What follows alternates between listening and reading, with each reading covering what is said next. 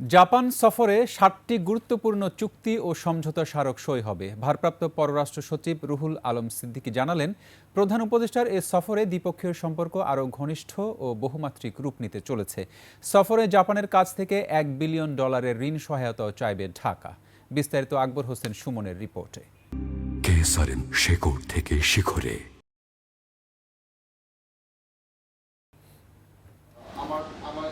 ২৮ মে থেকে ৩০ মে পর্যন্ত জাপানে প্রধান উপদেষ্টার রাষ্ট্রীয় সফরের বিস্তারিত জানাতে পররাষ্ট্র মন্ত্রণালয়ের এই সংবাদ সম্মেলন।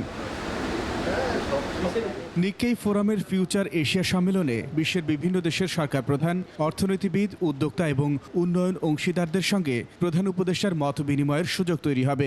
জাপানের প্রধানমন্ত্রীর সাথে বাইল্যাটারাল মিটিং করবেন, যে কারণে আমরা এটাকে বাইল্যাটারাল ভিজিটও বলছি এবং এটা বাইল্যাটারাল ভিজিটই হচ্ছে,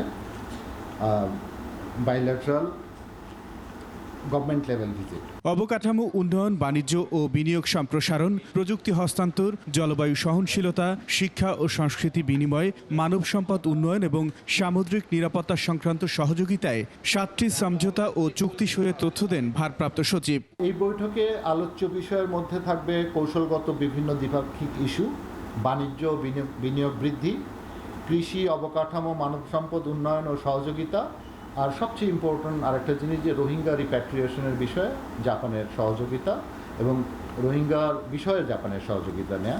জাপানের কাছে $1 বিলিয়ন একটি স্বল্প সুদের ঋণ সহায়তার প্রস্তাবও উপস্থাপন করা হবে প্রধান উপদেষ্টার এই সফরে। আমরা বাজেটারি সাপোর্ট হিসেবে জাপানের কাছ থেকে $1 বিলিয়ন চাচ্ছি। আকবর হোসেন সুমন, 21 টেলিভিশন, ঢাকা।